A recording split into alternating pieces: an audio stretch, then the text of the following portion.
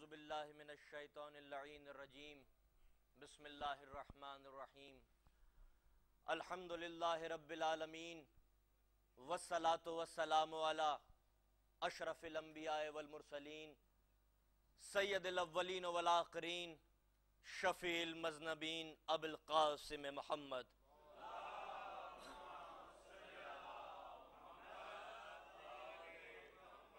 وخاتم النبین واہل بیتہ الطیبین الطاہرین المعصومین المظلومین المنتجبین ولعنۃ اللہ علی اعدائہم اجمعین اما بعد فقد قال اللہ سبحانہ فی کتاب المبین وہو اصدق الصادقین بسم اللہ الرحمن الرحیم سنورہم آیاتنا فی الافاق وفی انفسہم حتی یتبین لہم انہ الحق۔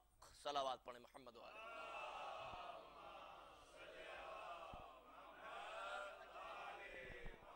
حمد بے حد و مطلق خالق یگانہ کے لیے اور بے پناہ درود و سلام رسول اسلام اور ان کی پاک و پاکیزہ آل کے لیے۔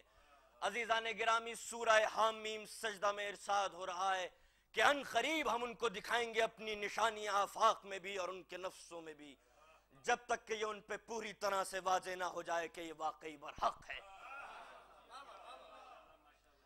جب سے انسانی شعور و ادراک نے اس سرزمین پر قدم رکھا ہے، انسانی ذہن کی ایک کمزوری رہی ہے کہ جب تک سبب کو نہ دیکھ لے مسبب تک نہیں پہنچتا، جب تک دھوئیں کو نہ دیکھ لے آگ کا پتہ نہیں لگاتا، جب تک نشانیوں کو نہ دیکھ لے منزل کا پتہ نہیں لگتا۔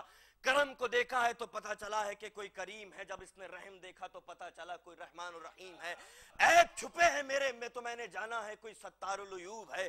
تو یہ انسانی ذہن کی کمزوری ہے کہ جب تک سبب کو نہ دیکھ لے مسبب تک نہیں پہنچ سکتا۔ لیکن کیا ہر ذہن اسی اصول کا محتاج رہے گا؟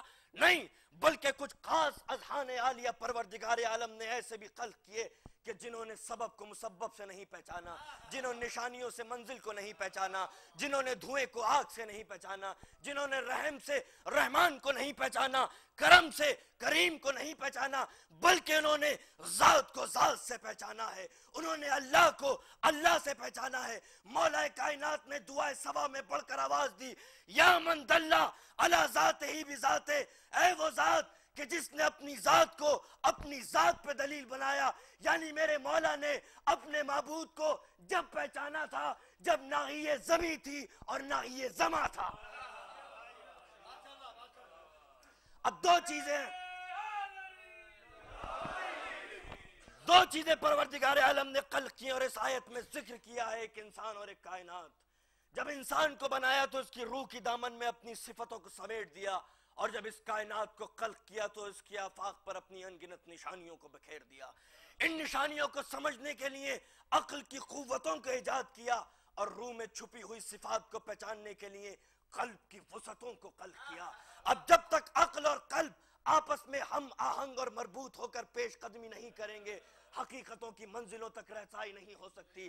اگر ہم حق کو پہچاننا چاہتے ہیں، حقیقتوں کی منزلوں تک پہنچنا چاہتے ہیں، تو تقاضا یہ ہے کہ جہاں عقل کے تقاضے ہوں وہاں قلب کا رجحان بھی ہونا چاہیے، کیونکہ عقل مقام سوال ہے، قلب مقام جواب ہے۔ عقل مقام اشارہ ہے، قلب مقام ظہور ہے۔ واضح کر دوں اس بات کو، جب کسی نے پوچھا مولا کائنات سے کہ یا علی بہت اپنے خدا کا ذکر کرتے ہیں، کیا کبھی دیکھا بھی ہے؟ مولا کائنات نے مسکرا کے کہا وائے ہو تجھ پر، کیا ہم اس خدا کی عبادت کرتے ہیں جس کو ہم نے کبھی نہیں دیکھا؟ ہاں، مگر اس کو ظاہری آنکھ نہیں دیکھتی، بلکہ دل کی نظر ہے جو معرفت کی حقیقتوں سے اس کو پہچان لیتی ہے۔ اور ہاں، میں کوئی شے نہیں دیکھتا مگر اس کے قبل خدا کو دیکھتا ہوں، اس کے بعد خدا کو دیکھتا ہوں، اس کے ساتھ خدا کو دیکھتا ہوں۔ حشر نشر و علی ذات حق کے ساتھ ہے، لفظ حق کے ساتھ نہیں، نظریہ حق کے ساتھ نہیں، تصور حق کے ساتھ نہیں۔ حشر نشر و علی ذات حق کے ساتھ ہے، ذات حق کے ساتھ، ذات حق کے ساتھ۔ تو عقل مقام اشارہ ہے، قلب مقام ظہور ہے۔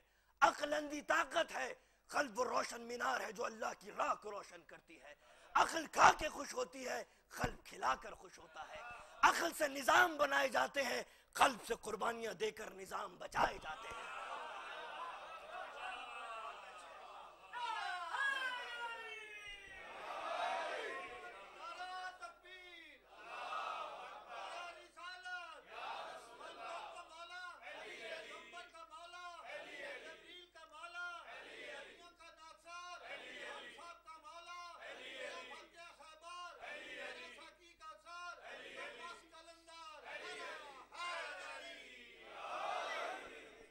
عقل دولت کما کر مزاج قارونی پیدا کرتی ہے، قلب دولت لٹا کر طینت خدیجۃ الکبریٰ پیدا کرتا ہے۔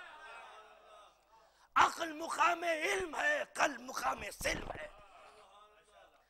دوسری نشانی اس کائنات میں یہ ہے کہ کائنات کی موجودگی، اس کے اندر حیرت انگیز تنظیم و ترتیب، نظم و نسق، عقل و شعور، حکمت و دانائی، ہر چیز میزان عدل میں تلی ہوئی نقطہ اعتدال پر فائز ہے، جو کسی عادل خدا کے ہونے کی دلیل ہے۔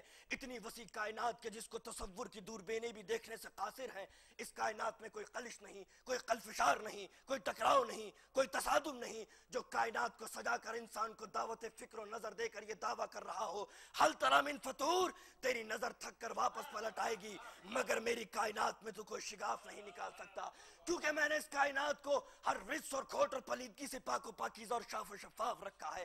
تو جب کائنات کی معصومیت اس کے وجود کی دلیل بن سکتی ہے، تو معصوم کی عصمت بھی اس کے وجود کی دلیل بن سکتی ہے۔ ان فی خلق السماوات والارض واختلاف اللیل والنہار لآیات لأولی الالباب، اس میں تو کوئی شک ہی نہیں ہے کہ زمین و آسمان کی پیدائش میں، رات و دن کی پھیر و بدل میں عقل مندوں کے لیے بہت سی نشانیاں ہیں۔ سمجھ میں نہیں آتا کہ اتنی وسیع کائنات، اتنی بے کراں کائنات، اور وہ انسان جو اس کائنات میں ذرہ برابر کی حیثیت رکھتا ہے، تمام نظام کائنات اس ذرہ برابر حیثیت والے انسان کی نازبرداری اور خدمت کیوں کر رہا ہے؟ کائنات کی انگنت نعمتیں ختم کیوں نہیں ہو جاتی اور دسترخوان کائنات کی بے کراں وسعتیں سمٹ کیوں نہیں جاتی؟ ہر چیز اس کائنات میں ادھوری ہے جب انسان سے دور ہے، اور کامل ہو کے اپنا مقصد حیات کو پا لیتی ہے جب انسان تک پہنچ جاتی ہے۔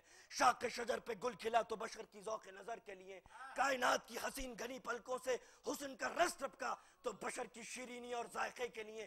تو یہاں ہر چیز ادھوری ہے جب بشر سے دور ہے، اور کامل ہو جاتی ہے جب انسان تک پہنچ جاتی ہے۔